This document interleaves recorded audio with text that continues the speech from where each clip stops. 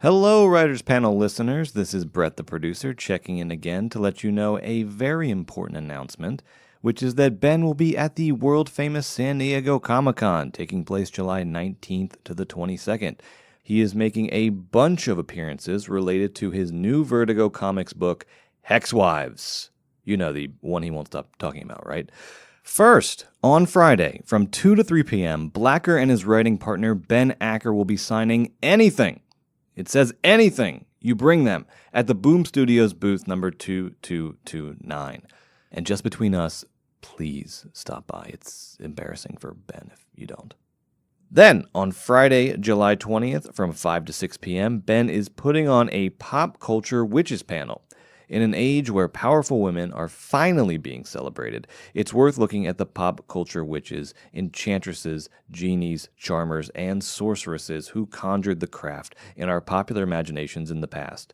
How have women with superpowers been portrayed, and how is that portrayal evolving?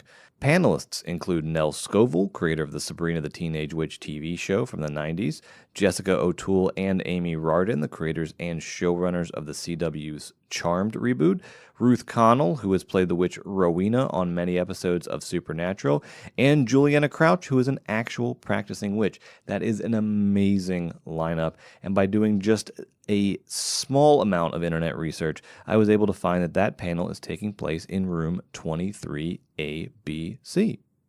Directly after that, Ben will run over to the Vertigo Comics panel, and you should too, although you won't have to run far because it's also taking place in room 23ABC per the internet.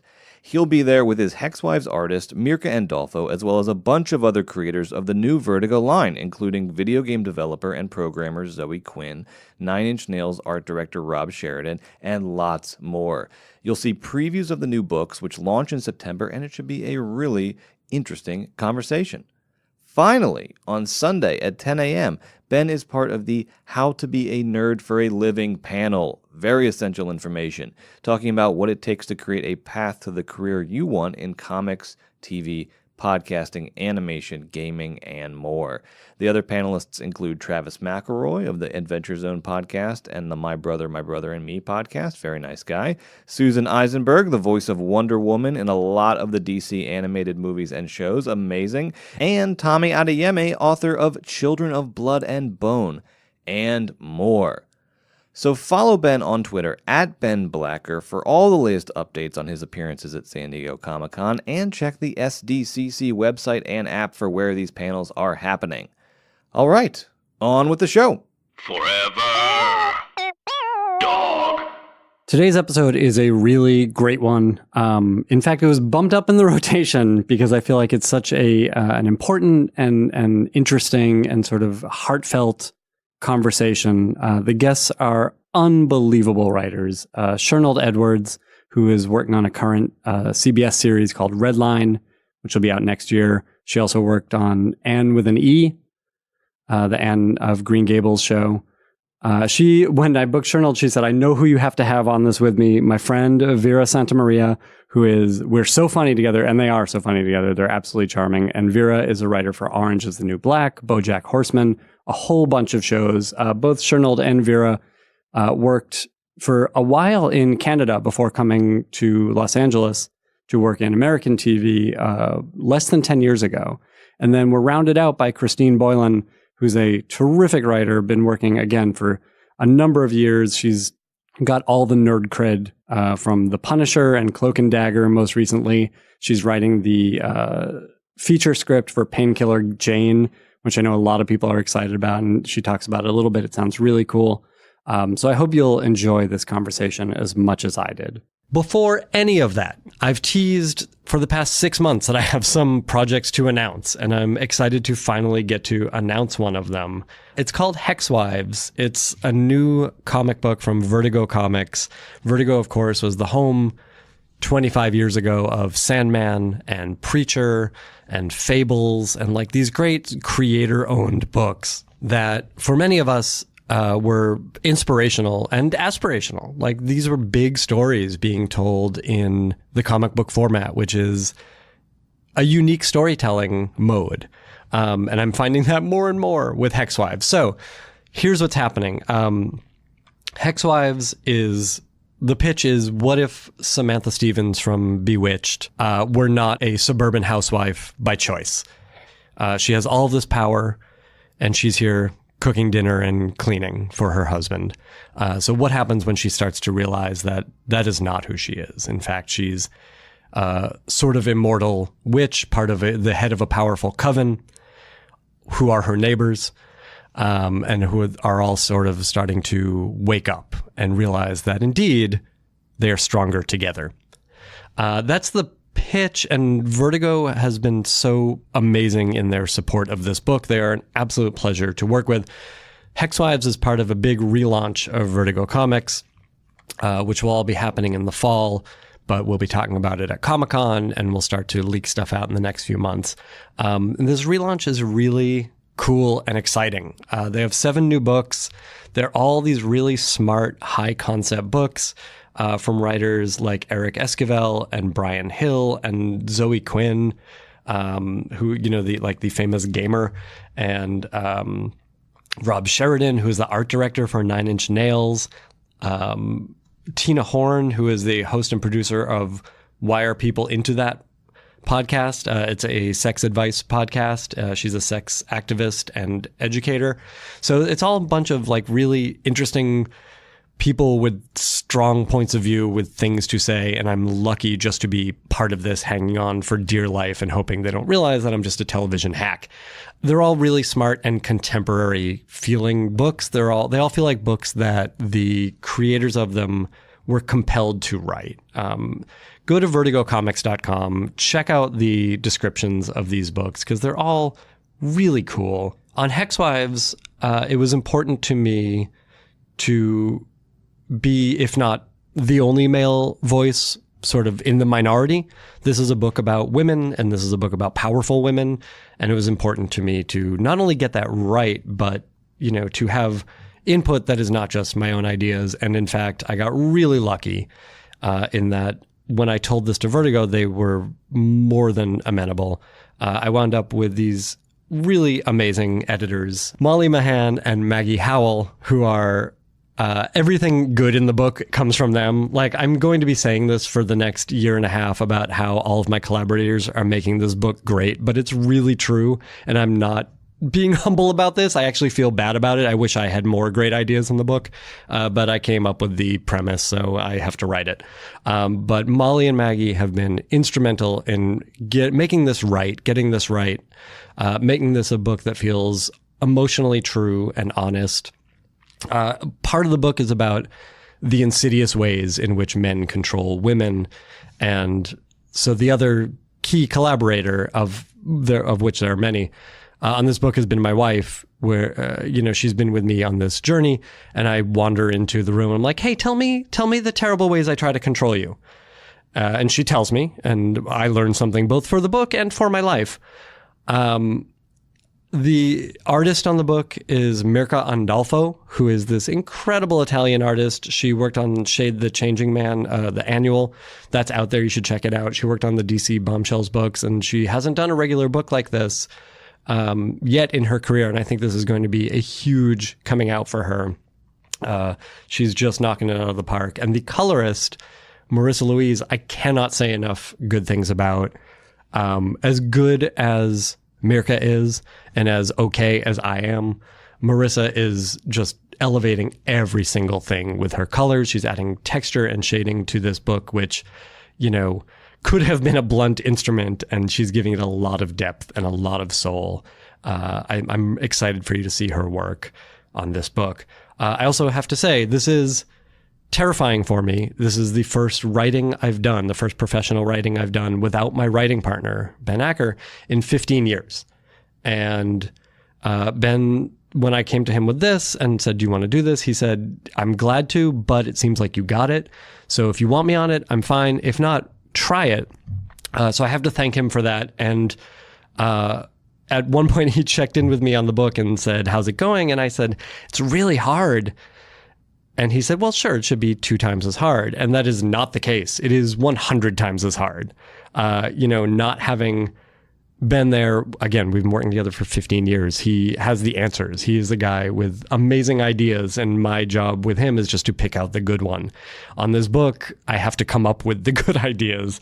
So I'm lucky to have the collaborators that I have to help me through that process. The book will be out in October. I'm going to talk about it incessantly. It is about witches. I'm obsessed with pop culture witches. Bewitched was one of my favorite television shows growing up, not just because I had a huge crush on Elizabeth Montgomery, but Andorra is a great character. But pop culture witches are so interesting to me because there are set tropes for a witch, but it's not like Frankenstein, right? There's no one story. And so every witch story sort of adds to the tropes of that. Whether it's the Witches of Eastwick or Wizard of Oz or Sabrina the Teenage Witch, like every take on witches plays with the existing tropes and adds something new to it. So one, I'll be doing a panel at San Diego Comic-Con called Pop Culture Witches, and I'll tell you more about that as we get closer to it. Two, on this podcast, I'm going to start interviewing people involved with pop culture witches. I love to hear about how people approach the witch character, witch tropes, witch stories. So I'm going to be tracking down people who have worked in that area and just doing short interviews with them. I hope it's interesting to you. It's certainly interesting to me. I've been lucky that you've indulged me this long on the Writers Panel podcast. But I'll say this, if you love a pop culture witch, if you have someone that you think I should talk to about pop culture witches, if you are a practicing Wiccan, hit me up. I'm fascinated to talk to you. Find me on Twitter at Ben Blacker. It's like the color, only more so. Or write me on Facebook, facebook.com/TV Writers Panel. And tell me who I should talk to. What are the pop culture witches that you love? What do you think about witch tropes? And if you are an artist, and I know we haven't put out any images yet, I want to see what you think this book is going to be. Put out some Hexwives fan art. I'd really like to get sort of underrepresented or unknown artists involved in this book, and fan art is a great way to get noticed. Look, I have 100 issues of Hexwives stories that I want to tell. I'm counting on you guys to buy the book so that I get to tell those stories. But please know that it really is a story I'm passionate about telling, and I hope you'll get involved with it. Again, you'll be hearing more about it for the next 8 months. Sorry. Here's today's podcast. They write, they talk, and talk about what they write. Tune in tonight, or whenever the time is right. It's the Writers Panel with Ben Blacker, and it's starting now. Oh, yeah! I have a question for you ladies. Have you seen the Hannah Gadsby special yet? No. I keep hearing about it. Where? What? Oh Tell my me. God. I've been off Twitter. What's going on? Hannah Gadsby is from Tasmania. Mm-hmm. And then she spent a lot of time in Australia. She's a queer comic. And her special, which came out about a week ago, I think, is one of the most extraordinary, I just keep hearing good things about it. extraordinary things. It unlocked a rage that I knew I was feeling, but she put words to it. Yeah. But it's one of this, it's going to sound real pretentious, but it's a loving rage. That doesn't sound pretentious, but Do you know sounds what I mean? necessary. Mm-hmm. So that happened. And before that, there was a thing that came out that I'm sure you all saw about Me Too, #MeToo, being blamed for a lot of white dudes not getting jobs. And so these two things have politicized me very, very little, but on Twitter. And so there's that and how it ties into, for all these years, diversity and now inclusivity has been blamed for white dudes not getting jobs. And then in conjunction with seeing Hannah Gadsby and how she's quitting comedy because she's no longer going to downplay her experience by making it funny. Ooh. It's not funny what's happened to her. She was assaulted. She was attacked. She was abused. And she can make it funny, but that doesn't help. Right. And it doesn't help her as a person. So that's kind of what I was wondering if you guys were interested in. I'm feeling rage. I I'm mean, ready for you rage. should talk too. about it. Yeah. I will. Let's get in. I think you just did. Are we Yeah. recording? Oh, yeah. Did you get that? Okay, listen.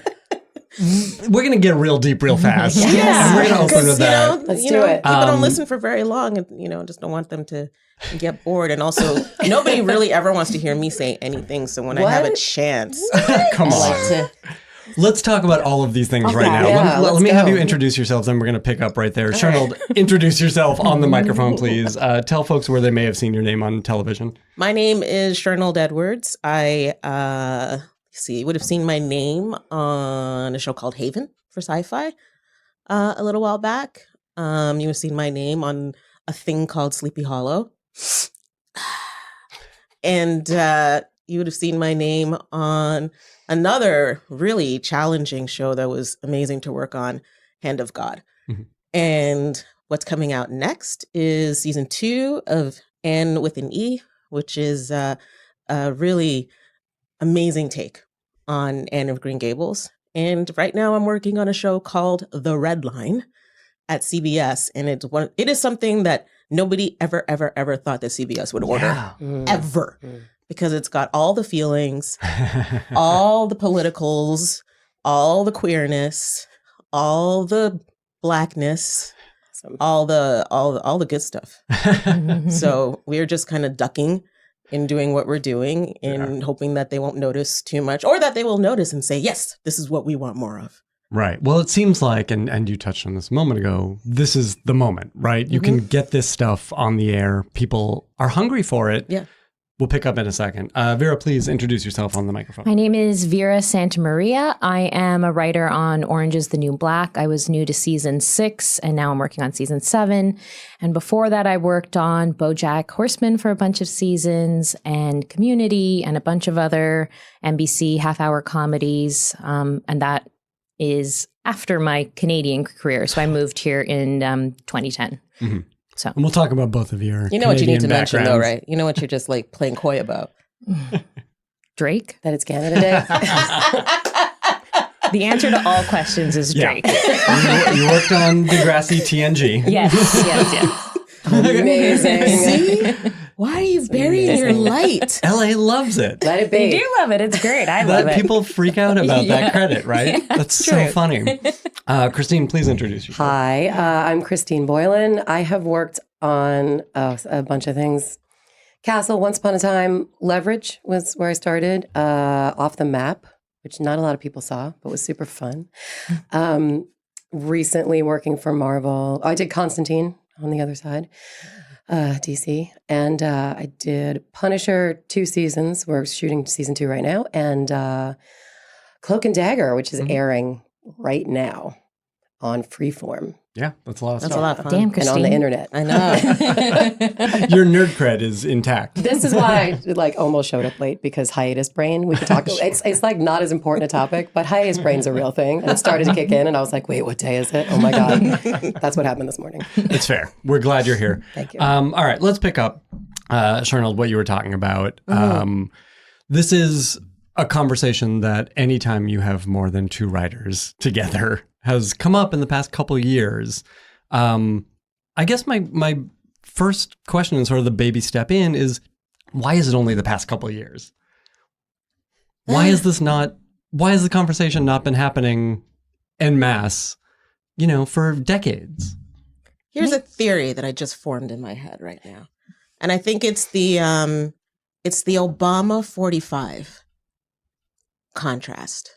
You know what? That's the first time that I've even referred to that person publicly ever, because my green card could be revoked at any second and I still have to talk today.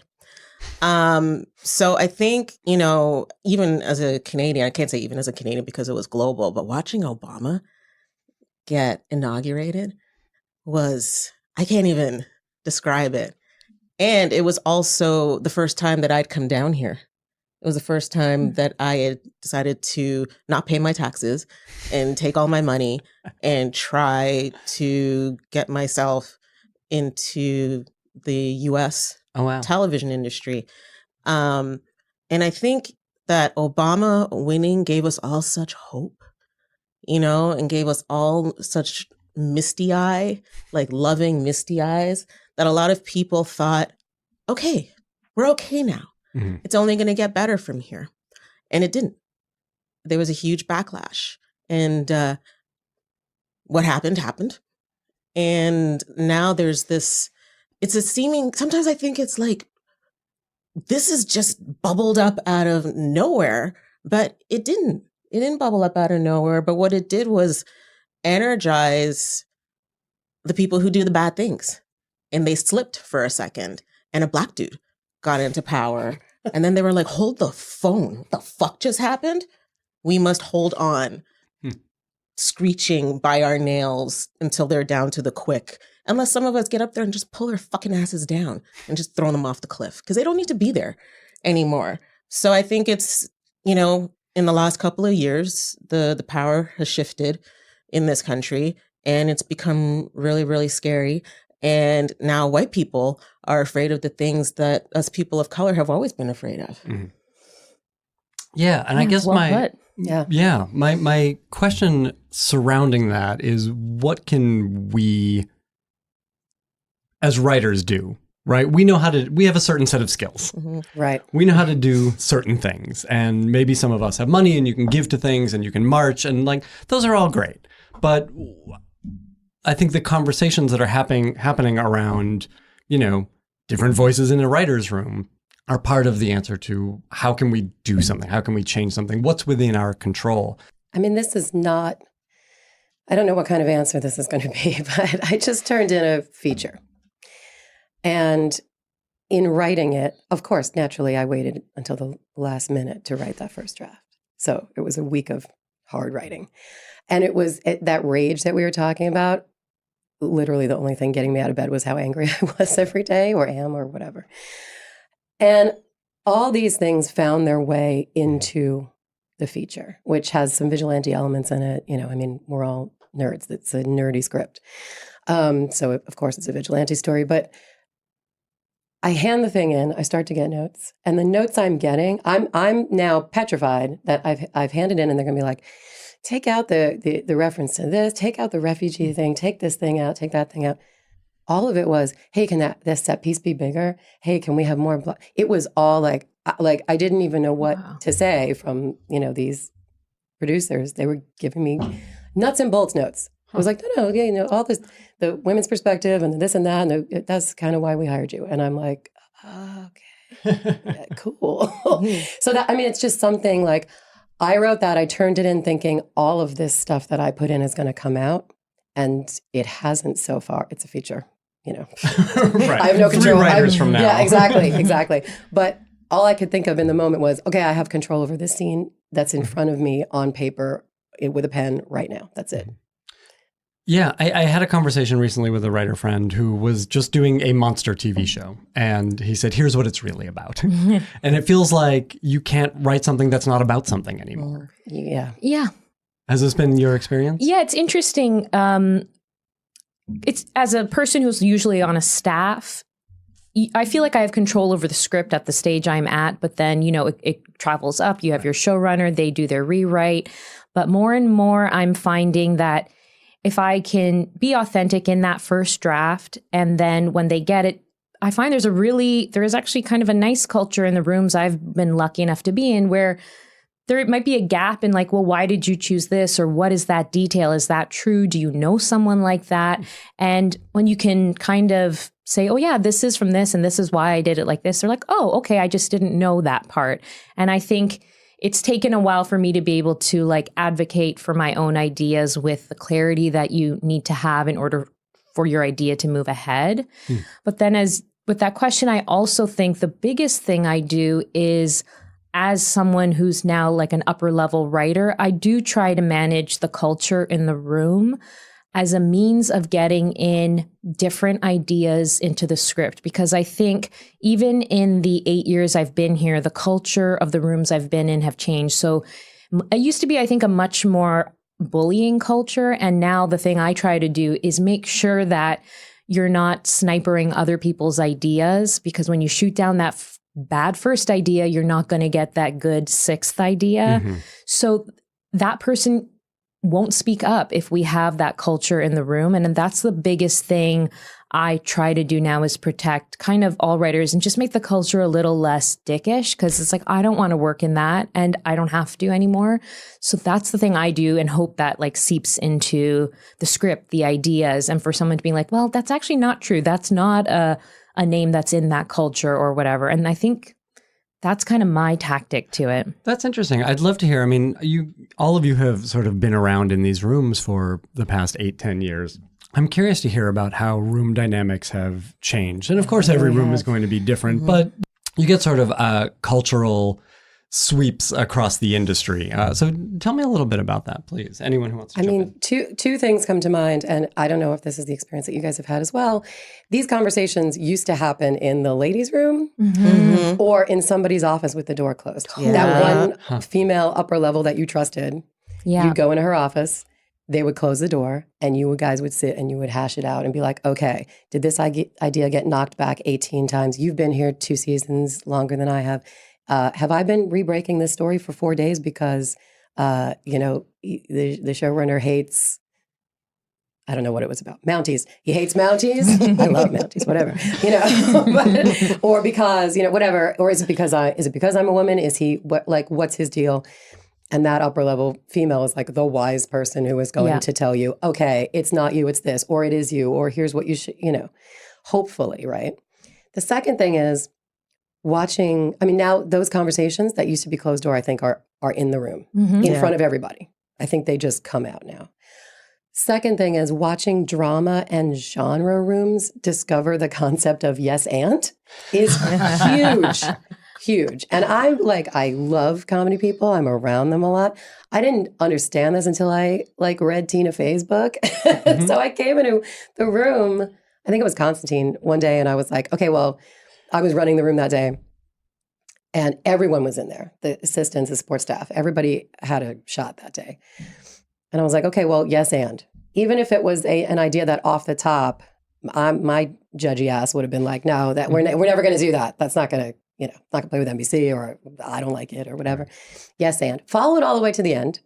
What's going to take 10 minutes to follow that idea to its natural conclusion, where they will realize it blows up, or it naturally is going to peter out, or someone will get an idea and you'll get to that sixth version of it that's like, oh wait, that's cool. There was like the throwaway element in your pitch that started out terrible turned out to be the best thing ever. So yes, and I think in drama and genre rooms is so good, and it's good for whoever's there, upper, lower level, everybody. Just hear the other person out, no matter what level they're at. Yeah, that's similar to what you were saying. It's like, don't shut things down immediately, which is, the thing we've been hearing for 10 years on this, of how to have a healthy room. Shernold, what's been your experience from sort of your first Hollywood rooms to now? So I started on Haven here on this side of the border, and that was a family, and I'm still in touch with all the people there. We get together still. The show ended in 2015, maybe 20. That was a family, but the show was troubled for many reasons. Among those, the creators weren't still with us. There's that thing that happens between creators and networks and studios, and where nobody could seem to agree on what the show is, and then creators get ousted in ugly ways and things like that. So the show was troubled. Then I moved on to Sleepy Hollow, where everything was troubled. And you were in the later seasons. I was in right? season 3. Okay. I don't know. How long did the show run? Like the 5 show or something? went to season 4. Okay. I was there for most of season 3, and that was the singular most unpleasant experience really I've had. And I haven't talked about it for a long time because I didn't want to be seen as someone who tells tales. I didn't want to be seen as someone who's really racially sensitive. Or as a woman, very sensitive to the way I've been treating, to the way I was treated, rather. And I just didn't want to say anything because I thought I shouldn't.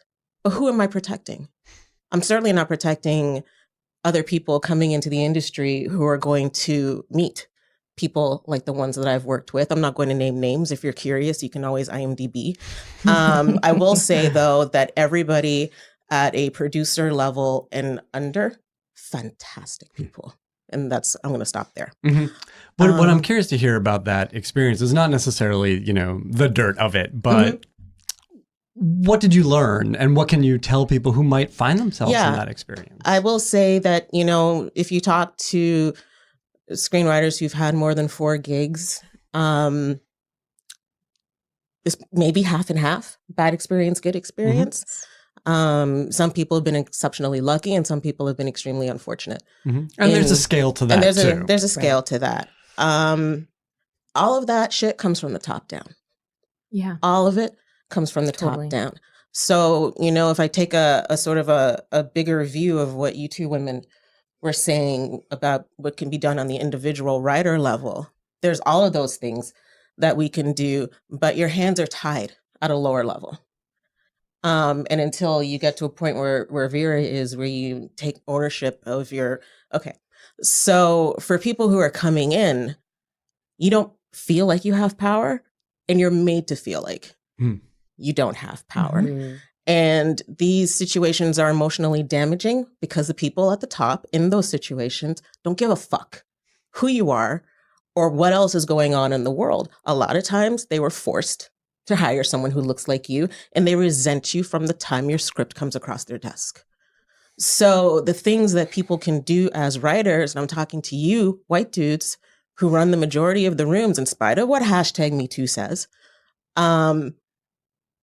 you all are key.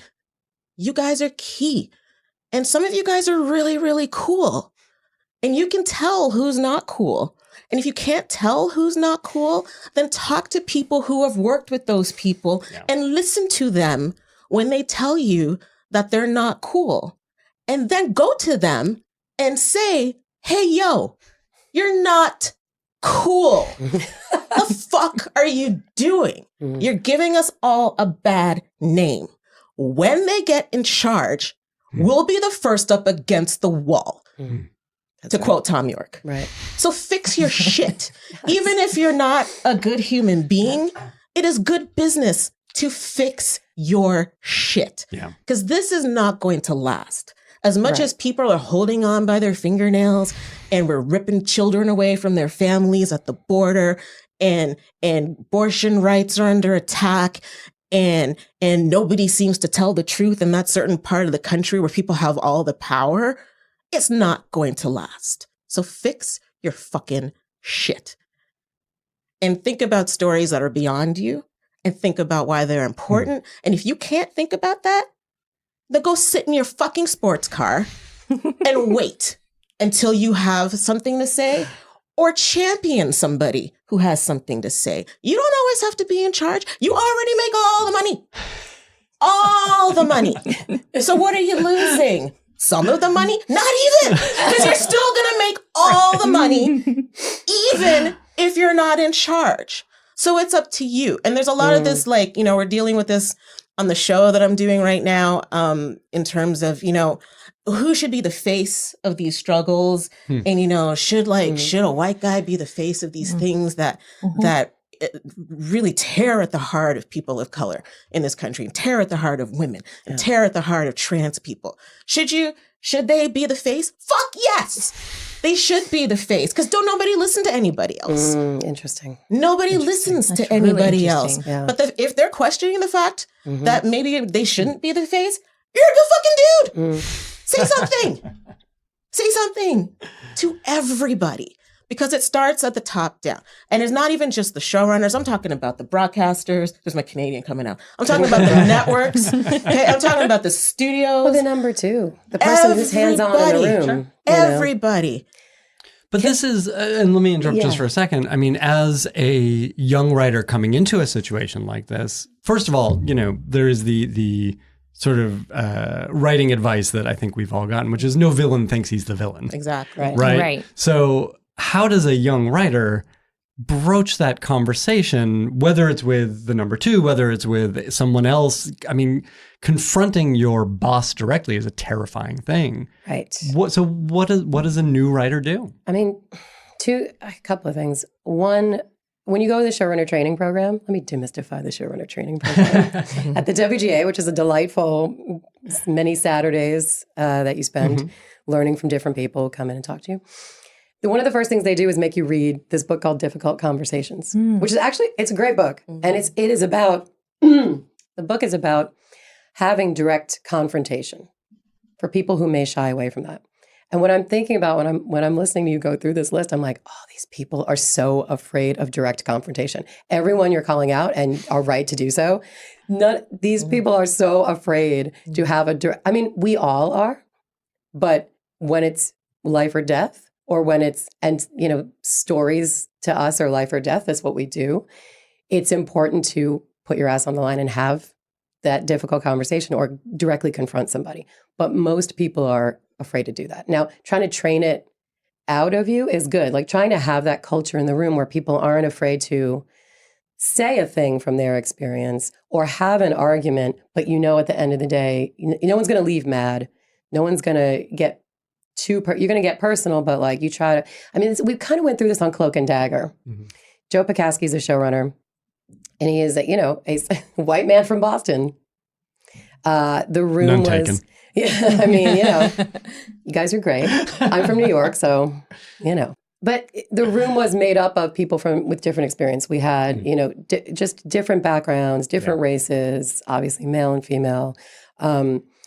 They were representative of the two main characters on the show. And from different sort of socioeconomic walks of life. The biggest conversations we got into were less about race and more about like socioeconomic backgrounds, because our two characters deal with that. We never had to make the show political because the characters, who they are, is political. Tandy starts out as a thief, essentially. She's a low-grade con woman. And she's a white girl who lives in a trailer and an abandoned church sometimes. And Tyrone is a sort of upper middle class, politically active family whose brother was gunned down by a cop. And that's the premise. That's it. We didn't have to do anything, but we got into it every day in the room. It was a hard room. We were in a basement as well. Hey, Marvel.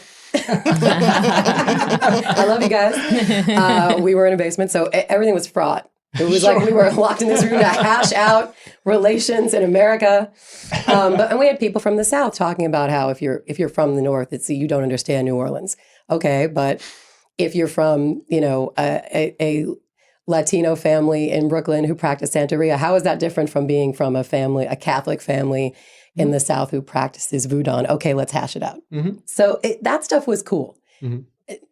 We were lucky to have that kind of a room. Well, there is something to, finding those universalities in the specific, right? I mean, this is where the good stuff comes from. Vera, I wanted to mention you worked on this Canadian show, Little Mosque on the Prairie. I did, yeah. Is that what it's called? Yeah. Which, was called controversial. But it's really... It was? Well, I think just sort of in general it was, when in fact it is the least controversial show I can think of. Yeah. And it seems to me it was a Muslim family. Is that right? Yeah, it's interesting because in Canada, I don't remember it being called controversial, but I do have a vague memory of people here being like, it was like just something they'd never seen, which is fascinating. Right. And just by dint of the family being quote unquote other. Yes. Right. And you also have the show How to Be Indie. Yeah. Which again, like, you're dealing with a non-white protagonist. Yeah, it was based on my family, so. Yeah. Which, is that a hard thing to push through? Is that a hard thing to either push through in the selling stage? Is it a hard thing to sort of rally your writers around? Is it a hard thing to get an audience on board for? Definitely, like I'm speaking from at the time in Canada, it wasn't a hard thing to get on air. It was actually very easy because I think that there's a natural curiosity. I think the beautiful thing that TV can do is bridge a gap, let you into a world that you just wouldn't have access to. And by having writers behind the scene who are of different backgrounds, you really can get that authentic experience. My experience here, I think, has been a little different because those shows were on the air. And here, sometimes it feels like some of these shows are developed, and for some reason, they don't cross that barrier into being made into pilots, into getting on the air. And certainly, like with every year, it feels like it's creeping a little bit forward. But I do think there is a different culture here in the US in terms of like, you can maybe have a white protagonist, and you can have like a side character who's a minority, but shifting to being like, oh, well, my story deserves to be at the forefront. I still think that we haven't quite crossed that barrier enough across other people who are other, so I think there is, it's harder here. Yeah. Have you all found yourselves in the position in rooms, especially I would imagine early on, where you have to be the voice of your people, of X person? I mean, I pitched the gay character on every show I've ever been on. And he's gay. And they're like, is he? I'm like, yeah, he's totally, yes. Yes. And it doesn't come up until we just notice it. But it's cool. Like, right. You just do. You get comfortable in a room. Like the first room I was in, Leverage, John Rogers. I mean, that show was about sticking it to the man in an era where, John was very keyed into the sort of financial ins and outs of things and the horrors that were to come in a way that is shockingly prescient. John's a very cool guy. Another dude, from Boston, but married to a Canadian. He empowered his staff writers. So from my first job, I felt very comfortable just being in the room. Like, here's an insane pitch. We're going to do this. We're going to do it there. And then if it doesn't get made, it doesn't get made. But I was able to just speak freely in the room. All the staff writers felt they were able to. Great. And we produced our own episodes from jump, which I think is something that is not talked about, but throwing your baby writers onto set and watching them sink or swim, unless there's like a toxic, you try to protect them from toxic elements if they're on set, but like they also have to learn that there's going to be toxic elements everywhere. And we sort of learned. It was a good set. It was a good room, but and getting to do that's an amazing crash Getting course. to do that is amazing. And so I came out of that job like, I can pitch anything. No, not true. Not necessarily true. And that's the thing. Like we were, one of you said, like, if you've been here for a number of years, if you've done a number of rooms, you got to quit once, you got to get fired once at least. And you got to go through these different configurations of, I'm allowed to speak up here, or, oh no, we're just going to listen to this person talk for an hour and that's church, and we write it down, and then we'll talk about it in the bathroom later. Like, every room is different. And I don't mind being the compass for the things I know in the room. So if they're saying something, but luckily I know a lot about a lot of things. So if there's anything that is like, no, I know a little about a lot of things. Let's correct myself. But if there's something where I feel like, actually, in my experience, it's been different. This is what I've seen firsthand. I want to be in a room. You're finding that balance between like, you don't want to be cultural police, but you do want to represent the things you know and whatever that may be.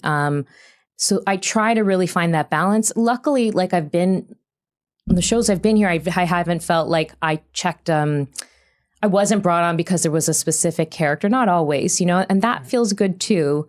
But yeah, I do try to find that between like compass and police, just be like, because I think that's the thing. Like we want our shows to be like represent something authentic. So therefore the people of the experience, whatever that is, do have to speak up if they want it to be true. Like that's the beauty of it. So I try not to deny that too much. Mm-hmm. I want to talk to the people who don't feel empowered to do that. Because when I was on Sleepy Hollow, I did not feel empowered to do that. And from the moment I had my first meeting, I knew I was being brought on as the Black girl to deal with the Black girl. Oh, interesting. Yes. And then things on Sleepy Hollow were exceptionally toxic on many different levels. It was really quite extraordinary. So very soon I was prevented from communicating with the Black girl. So then I was just a Black girl in the room with nothing to do. And that was very difficult, I'll say, to say the least. And I did not have any confidence. And I did not feel safe to be the barometer of everything, of anything, rather. And there was a moment where I sat at the table while 2 white dudes, maybe 3, I don't know, sometimes you lose count. They just multiply. Or it might have been 2 white dudes and an Asian dude. I don't know. I'm just gonna give you a little Listen, I have one. Some of my best husbands are white. But I have thoughts. So I was sitting at the table, let's call it between 2 white dudes, standing over me, having a conversation about our Black lead and her natural hair. And whether or not it should be natural or what it is or whatever. And I just watched them like it was a bloody tennis game. And then, there was a 3rd white dude. He was a staff writer and he was sitting across from me and he was like, should I? And I was like, no. Because if I had balls, I would have felt emasculated. And I didn't say anything. And ultimately I had to leave, which was, I think, my single strongest thing that I did. Yeah. So we should pause there for a sec, because that's a hard thing to do. The quit like when thing, you are early in your career, getting out of that kind of saying no to anything is really, really hard and really bold. Yeah. Well, I didn't quit and go into the great beyond. There was another show that came up, Hand of God came up, and the timing just worked. The timing of everything worked. The timing of Hand of God starting, the timing of things that happened on Sleepy Hollow that I felt like I just couldn't be there anymore. If there was no other job, I can't lie, I have bills, I would have roughed it out. Yeah. But because I had a choice, I decided not to. So I want people who are listening, who are in rooms, who feel like they don't have the power to say anything, just rough it out. Yeah. It's not, you're not weak. There's not, you just have to rough it out until you get to the point where you are safe enough and you will get enough credit. You will have enough jobs to be able to pick and choose, or at least do some research into who it is that you're going to be working for. And you can decide. And then once you get to the level where you feel like you've got the confidence and the way to do it. That's the other thing, is the way to do it. So thankfully, my mother's Trinidadian. She's Caribbean, and she is charming, like just ridiculously adorable. Insanely charming. Ridiculous. So I have picked up from her white dude whispering skills. She had very, very difficult bosses working in a factory for 30 years. And I watched her navigate and I listened to the stories and I was like, aha. If you have a dimple and a smile, it might go smoother. Yeah. If you throw in a Trinidadian accent, even though you weren't born there, it goes a little bit smoother. Interesting. So whatever skills you have, and again, that's where diversity is important. I mean, you can't claim it if you don't have it, but there's something in there that will help you. And until you get to that point, just rough it out and have your friends close to you. And don't feel like you're not, because you are doing something, you're growing, you're sticking with it, and soon you will have the voice. Yeah. Endurance is a thing. And look, if you're in that situation, write your novel in your head, work on your play, work on your pilot, go home at night and write down what you broke in your head all day while they were breaking something and not including you, because we've all been there. Right. Do something for yourself, even if it's a poem, even if it's 5 lines of iambic pentameter to calm yourself down because you're having a panic attack, whatever it is, do some writing for yourself so that writing doesn't become toxic. Yeah. Don't let a bad room poison the practice. Yeah. Preach, Christine. Because it totally fucking can, and it does. Like, I've been in rooms where I just drank so much water. So, I mean, this is the third time I'm bringing up the bathroom. But like, just so I would have to every 45 minutes, like, oh, I got to pee. Oh, she has to pee a lot. Yeah, and I think like when you are engulfed in flames, look for the helpers. As per Mr. Rogers, there's always those people in the room that I've taken a friend from almost every room I've been in just because that person becomes your oasis. Continue to do the work, like don't check out, because that gives them a reason to be like, you checked out. So and it looks bad for you going forward, because that looks follows bad you. for you going forward. Yeah. So you have to keep showing up for that. And then I was going to say one more thing, and it was it was learn. Even in a bad situation, we're all kidding ourselves to think your whole career is going to be like sunny skies. So look at how this situation is managed. Look at what's working, what's not working, and just take it as like a business management class of what not to do. Oh my God, so yes. that when you move forward, you'll be like, oh, that's what's going on there, kind of thing. And just try to figure out that dynamic because it's going to show up again. I want to believe that I'm never going to be in a hard room that's like toxic ever again. But if I do, I'll know how to surf, when to speak up, when to shut up, so I think there's always something to glean. Yeah, I think you all bring up two interesting things in addition to all the other interesting things, but 2 points I want to sort of dig in on. One is both of you mentioned that there is a community, right? And it's not just find the person in your room, but there are a lot of writers in this town, and there are writers who are in your situation, and there are writers out there who are not in your situation or have been and found their way out. Like, you can find this community. Have you all had success in that? Have you found, I mean, look, when I booked Shernold for the show, she was like, I know who you need to bring in. And you brought Vera with you. So you've clearly found people. How do you find other writer friends? There are secret dinners. What? We meet at the marches. It does happen. That stuff does happen. But, it's true. But yeah, like, I mean, it's funny. Cause like I have a friend who, she was like, okay, I want you to come to this. She's more upper level than I am. I want you to come to this dinner. It's going to be other upper level women there. She's like, I have another one I go to, but you're not Black. You can't go to that. I was like, that's fair. Totally fair. I think I know about that one. but that's stuff that goes on. Like, you got to help. And like, I'll send my assistant to certain, like, meet, and the assistants network, those kids are absolutely on it in a way. Like, when I was an assistant, I felt kind of isolated. I didn't know a ton of other assistants right away. They are weaving a web of greatness with each other. The kids are like doing it.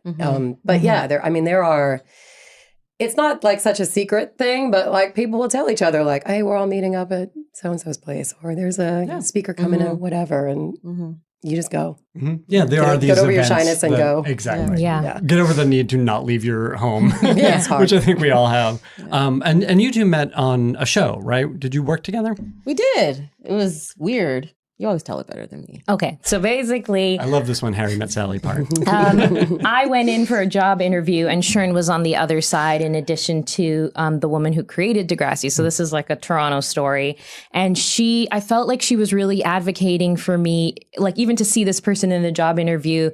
And I could just tell that she was like, I was like, oh, I feel like she gets what I have to bring. And she really advocated for me being on the show. And then later on, a few years later, she transitioned into being a writer, the thing she's always wanted to do. And she moved to the US, then I moved to the US, and we've just she's been my life preserver in so many situations since moving here. And we just kind of like clung to each other and walked like Hollywood Boulevard, like just being like crying, and that's how we became friends. If you have that person you can walk Hollywood Boulevard and cry with, you hold on to them. Okay. Yeah. So there is a secret Canadian society, right? There totally is that, though. Yeah, like I often get emails of like, this person's new from Canada. Would you meet with them? And you're just like, yeah. Sure. I really tried, like, that's how the community forms, where you're like, there were things that were really hard when I transitioned here. And I think that we both trying to just extend a hand and be like, yeah, don't do this or try this or. Yeah. But there's also, I mean, as sort of we've all mentioned, like there's genre people who hang together. There's a huge genre helping genre comedy community. people, and whatever it is, you sort of find those people. And expand your community to be outside of TV people, because otherwise they'll be like, what you'll tell them the situation and be like, that is crazy. Yeah. And sometimes you need that person just to be like, it doesn't have to be like this, and I think that's also really important. Yeah, I will say, I've mentioned this before, marrying someone who is not in the industry was the best move. The best move for my career I ever made. Right. I'm going to say marrying someone who is in the industry was super helpful for me. Is that right? Yes, and I'm going to say this to TV writers who are listening, make a friend who's a feature writer. Oh, they're so hard to make friends with. Well, I married one, so he's okay. He's super weird. He's super weird. Isn't he weird? Too many hours alone at a computer. So many hours. I just leave him for like 12 hours, and then I come back. He's like a cat. I check on him, I put some snacks in the room, and close the door and walk away. No, he's great. But yeah, make friends with feature writers, especially, women and people from, if you're LGBTQ community, whatever your community is, friend a feature writer because they can get very isolated. That's They true. work at home, it's kind of same with comic book writers, although they have a team. It's collaborative in that way. And theater people are always like in a big group, but like feature writers get isolated, make friends with them, make them feel better. And then when you write a feature, like it just happened to me, it happened to me. It's happening to me. I can at least reach out and be like, "Do you guys have what's this like? How late can I turn this in?" That in TV I would never ask, but features it's different. So I think reaching out outside your medium is always helpful. For sure. The other thing that you mentioned is sort of the other half of writing, which is the actual writing. Yes. The creative part. We've talked so much about the political part of being a room, but the creative part, and as you mentioned, Christine, like working on that novel, doing something to keep you sane. I imagine for all of you, the best case scenario in a room has been where your voice is heard and you feel like you are part of the DNA of the show. I'd like to hear about those experiences where you feel like you were able to add something substantive to a show. Right now, I think The Red Line, which again is on CBS. Who knew? Is it premiering in the fall? No, in January. Okay. That's awesome. Yeah. So I think the show has been blessed since the beginning. It was created by two white women, Erica Weiss and Caitlin Parrish, from a play that they originated in Chicago. And it's about a Black doctor who gets shot after a burglary because the cop barrels in, assumes that he's the burglar, and shoots him in the back. And then we go on a 3-pronged storytelling journey with the family that the Black doctor left behind, including his husband, played by Noah Wiley, his daughter, who's a young Black woman that they adopted. The next story prong deals with the birth mother of that daughter as she gets into Chicago politics in the 6th Ward, which is a partially crime-ridden Black neighborhood, and how she wants to change her city at the municipal level first as an alderperson. The third prong deals with that cop and how ideally his journey from thinking that no, I'm cool to, oh shit, I'm a racist, and this is what's happened, and this is why I've become this way, and this is now why I realize that I'm who I am and I need to change some shit. So that thing started, it wasn't even developed normally. It was a script that they sold and then was immediately discarded. And for some reason, CBS went digging in the crates to like a DJ to figure out what, I don't know, like they were just like, what should we play now? Acid Jazz? I've never done that before. So they pulled that thing out. And again, very little development. Pilot was shot. Pilot was incredible. Nobody thought the thing would get ordered. Ever. Especially for CBS. Especially for CBS. And then shockingly, it did. So then they went out of their way to put together the room. Like they put their heads together and figured out, who do we need? And then they went out of their way to meet many, many, many, many different people. That's huge. Can I pause you for a second? Because that's huge. Going out of your way to read a ton of scripts or make your assistant at least read 100 so you could read 20. Like whatever that is. And meeting a fuck ton of people, not just hiring the 5 people you know are available. Or huge. that your agent and your reps want you to package. Huge. You know, they were like, no. So they met a shit ton of people, and they hired a few of us. And they actually said the other day that not one of us was hired before they checked in with the assistant to see how we treated her. Oh my God. That's great. Incredible. Amazing. Incredible. That's so great. Tiffany, thank you very, very much. Never punch down. Right? Because there's Never no reason. punch down. I mean, watch people quietly how they treat the assistant, That's the PA. exactly what they did. Other PAs from other shows that might come over. Yeah. You know, like watch them. Exactly. So now we've got this room. There's me, the loudmouth Black woman. There's the 2 white women who created the show. They are brand new. So they knew they were going to need a co-showrunner. Sunil Nayar, who's a brand dude, American, but you know, his people are from India, is the co-showrunner. Oh my God, what an amazing dude. Holy shit. Around the table again, we've got our token white guy. Holy shit. Brendan Kelly, shout out. So smart, just so, so dialed in. I don't want to use the word woke because, my God, we've been awake for so long, it's getting stale. But Brendan knows some shit. We're getting tired. Right? We've got another man, a mixed race black man from Chicago named Aaron. Older. I know he wouldn't mind me saying, older staff writer. We've got a woman named Fazia, who is Canadian Pakistani, lived in Chicago for a long time. She is also not 26 years old or however old staff writers are. So they came with a certain level of confidence and they came with some outside experience that has helped them in the room. And they've taken over things that we don't even think about doing. Yeah. We've got Sue Chung, Korean American woman. She's just a bubbly presence. We've got a gay white dude as our writer's assistant. We've got a brown dude as our PA. We've got a black woman as the showrunner's assistant. We've got another woman. She's ambiguously brown, maybe, as Sunil's assistant. She's super smart. I don't care. But the thing is, this is who we are. Yeah. And they handpicked us.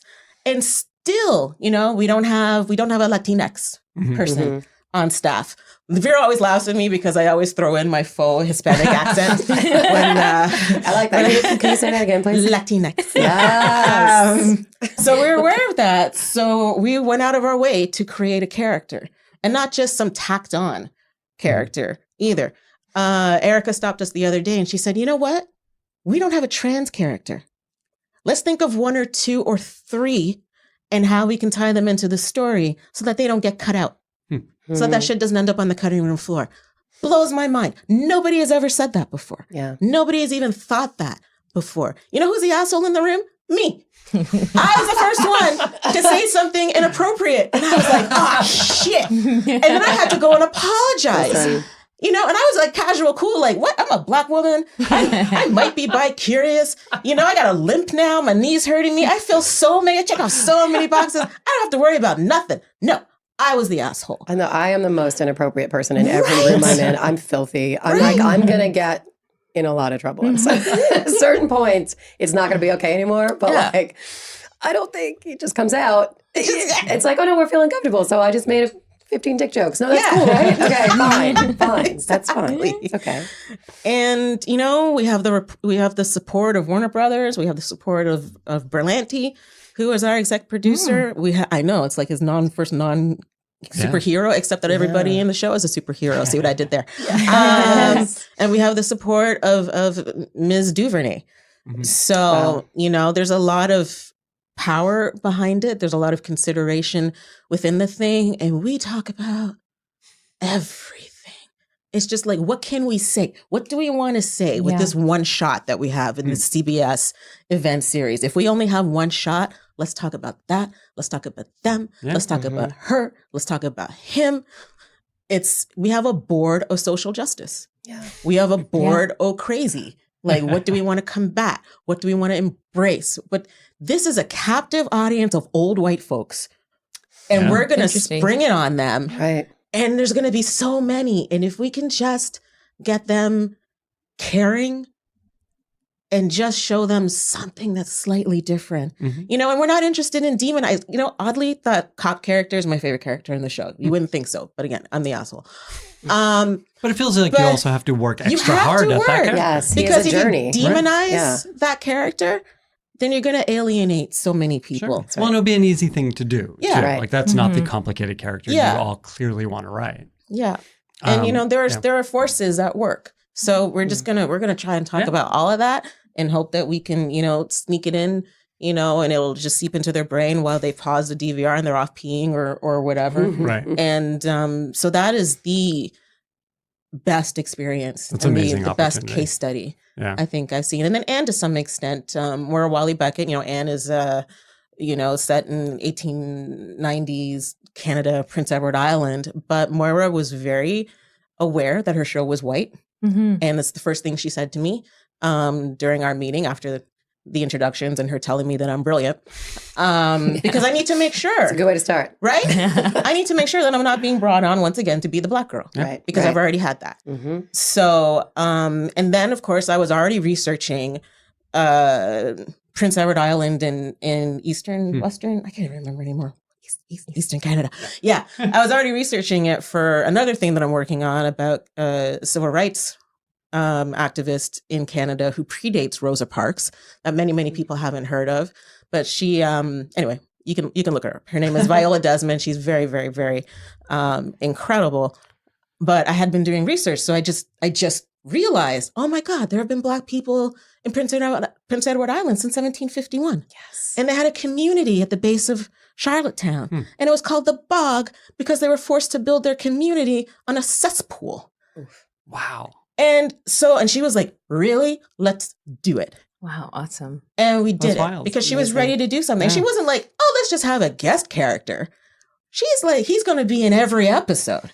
And he was in every episode. But it wasn't like a token thing. This is the thing. This is why you want to have a diverse room. You opened a trailhead for story. Yeah. Based on your experience. And it's what we're all kind of saying. It's like, okay, well, when I grew up in Brooklyn, it was like this. Okay, hopefully that opens a trailhead to a story, and that's what you did. You're like, there's a whole community that you eat through so much story so fast. If you can bring your diversity in and say, hey, guess what? This is like, we're going to get like 5 episodes out of this shit. Let's go. Yeah. That's value. And then you're not the only woman in the room or the only Black person in the room. You're bringing that story to that room. And to be clear, and I'm going to stop talking. To be clear, I wasn't the only one pitching for that Black character. That Black character was in everybody's episode. And everybody was like, oh, it would be cool, this, and we should do this. And oh, he's got a mother. Let's talk about his relationship with that. Sure. He's somebody who's come from another country. As any immigrants, we get the job done. Yes. And these are his experiences as an immigrant. This is his experience as a brown person coming into an all-white community. Yes, we love Anne of Green Gables. We love Marilla. We love Matthew. But you know what? They're regular people. And if they hadn't been exposed to any people of color, they're going to react a certain kind of way. But then because they are the beloved characters that we know them to be, they're going to fix their shit. And we get back to fix your shit. So anyway, it works. And to me, you bring up a good point because you were asking, what can writers, if you're a white male or if you're in the majority in a room, what can you do? And I can really say that the thing you have to do is check your own bias, fight for someone else's idea. And my life in a room really changed when if it was a majority male room, if there was a guy who championed my idea, unfortunately was the only way that I was able to get things in. But then slowly there was a sea change of if one person, if you're a party of 2 advocating for a joke, an idea, and I have to shout out to those people in those rooms because it was that's what, if you are a white male in a room, a majority male in a room, just advocate help someone else's idea. That is one of the biggest thing you can do. Check your own bias. It's really hard because I think people like to be sometimes there's a culture of my joke is the funniest. It's you got to check that and be help that other person's idea because that is what changes the culture in a room. It's it seems very basic, but you would be amazed because we're all in your own thing. You're spinning creatively. You're not being you just have to kind of look elsewhere and really help that other person up. It can change your show. It'll change the dynamic. You'll have much more people participating. That would be my tidbit. Yeah. And you can change a life. I'm sorry. Go ahead. But you can change totally a life. You can you can make or break a career. Yeah, my jokes never got in, but I left with friends. And then those people hired me later when they had their own show. But without those people in that room, I was almost I don't belong in these comedy rooms. I am pitching and pitching and pitching, but it's only when someone was oh, I like her idea. I was slowly, it was edging slowly in. It's kind of interesting. And also believe in different kinds of comedy and intelligences. That's the other thing. It's yes, I may never be the loudest person in a room, but we have to shift our lens to be look for the quietly funny person. Look for the person who's writing down their joke, pitching it that way. I'm never going to be the stand-up comic in a room, but I will make you laugh when you read and your audience will laugh. But it's I just wish some of those different kinds of intelligences were valued Yeah, I mean, a comedy room is a notoriously difficult animal, and you've worked, it looks like in all different kinds of comedy rooms too. But did you have that experience with these sort of old-fashioned, highly competitive comedy room? Yeah, and I was not prepared. Yeah. You know, because I'd only worked in comedy in Canada. I came here, my scripts were good enough to get me in these rooms, but there is a culture in those rooms, especially at that time, that I was not prepared for.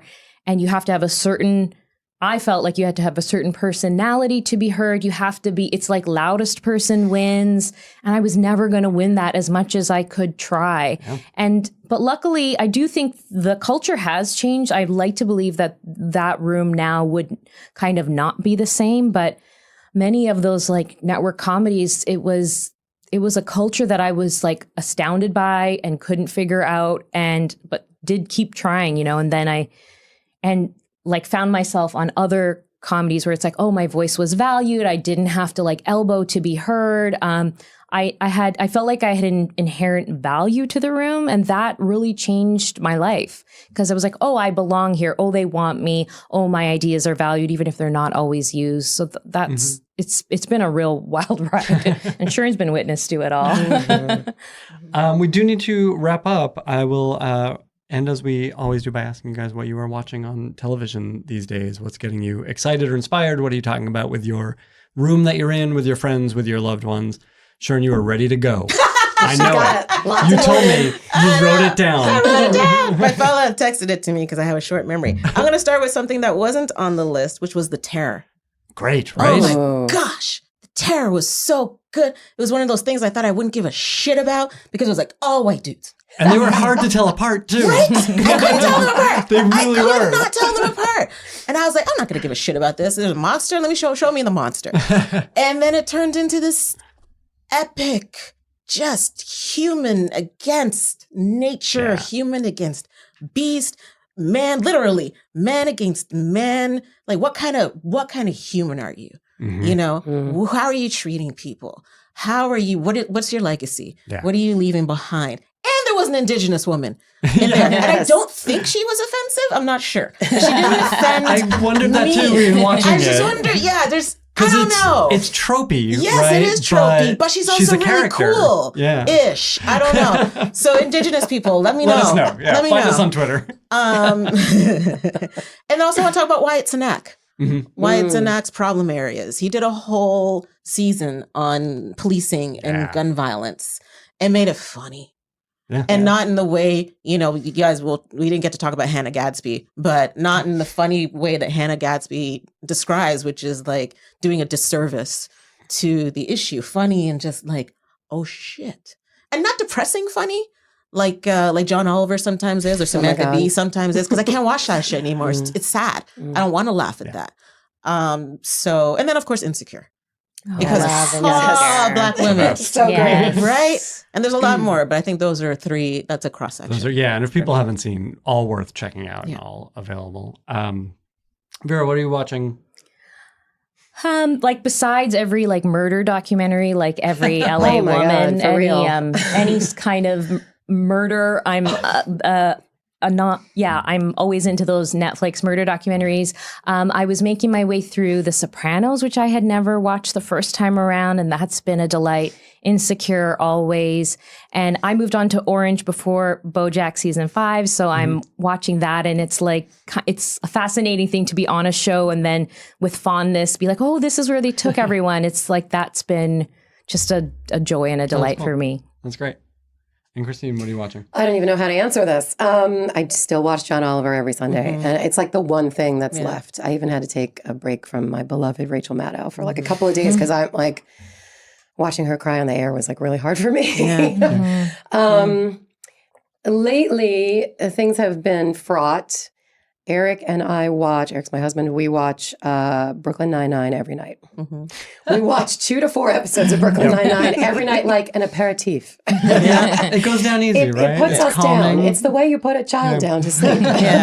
It's so funny and kind and sweet. And there's enough New York stuff that's real in there that makes me laugh. And I think the cast is great. So we're on season 2. Don't tell me anything. Don't tell me anything. What else? Westworld, obviously. I have friends who work there. it was an incredibly wild ride this year. That's all I'm going to say. And all the murder shows, I'll watch Forensic Files, like episodes of Forensic What is Files. with women in murder? Dude, this is what I want to know. Eric calls it my hotel TV. Like if I'm on location for a show, like I'll just put whatever that channel is that's got ID, Forensic Files. Yes, ID. ID. I'll just run 6 episodes of Forensic Files in the background, while I'm getting my binder ready for tomorrow, while I'm putting my script pages in, while I'm laying my outfit out. I will leave the murder channel on because I think they get solved. And they get solved through science, and there's a sense of closure. Right, that's comforting. That real life doesn't really have, And I'm going to shout out to Star Trek Discovery because Disco, Are you watching it too? Disco, baby. I've never seen it. That Groundhog Day episode. Come on. I watched it again. There were several episodes I watched twice, in the same week, and I was just I loved it. Yeah. I hope it's still great. Black girl at the center. Oh my God, I love her. She's great. She's amazing. She's stunning. Her big eyes. She's so beautiful, and she's so fierce, and she's so. I love actors who are at home in their bodies. Yes. Not all actors are. Yeah. I love acting. I'm a student of acting. I love working with actors. When you see somebody who is not just lighting up the screen, but is physically drawing you in, it's almost like they're drawing the cinematography into their body in a way. I don't know how to describe it, but she's one of those people who's just so grounded and stunning. Yeah. Star Trek Discovery. Great. And I have to mention before we go, Steven Universe. Steven Universe. Everybody look up Steven Universe. Yeah, people love that. Cartoon of the ages. It's so much more than that. And Pose. Both actually related in their subject matter. Pose is and good. Their treatment of queerness and love and people of color and non-gender, non-binary situations. And all right. Nice. I like drawing Pose that parallel. It's really Pose beautiful. is a beautiful, pretty show to look at. Beautiful. Yeah. Thank you all for being here. I feel like we have only scratched the surface. Will you all come back and talk to us again, please? Thank you for having us. Thanks for having Thank you for the us. invite. Thank you for listening to the Writers Panel. Tune in next Tuesday and every Tuesday for a brand new episode. And in the meantime, please subscribe and review the Writers Panel on Apple Podcasts or on your favorite podcast app. And follow me on Twitter @BenBlacker, just like it sounds. And let me know who you want to have on the show. The Writers Panel is a co-production of the Forever Dog Podcast Network and the ATX Television Festival. You can listen to more Forever Dog podcasts at foreverdogpodcast.com and keep up with the ATX Fest throughout the year at atxfestival.com. Thank you, and see you next week. Well, you'll hear me next week.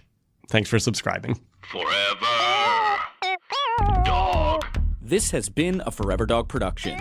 Executive produced by Brett Boehm, Joe Cilio, and Alex Ramsey. For more original podcasts, please visit foreverdogpodcasts.com and subscribe to our shows on Apple Podcasts, Spotify, or wherever you get your podcasts. Keep up with the latest Forever Dog news by following us on Twitter and Instagram @ForeverDogTeam and liking our page on Facebook.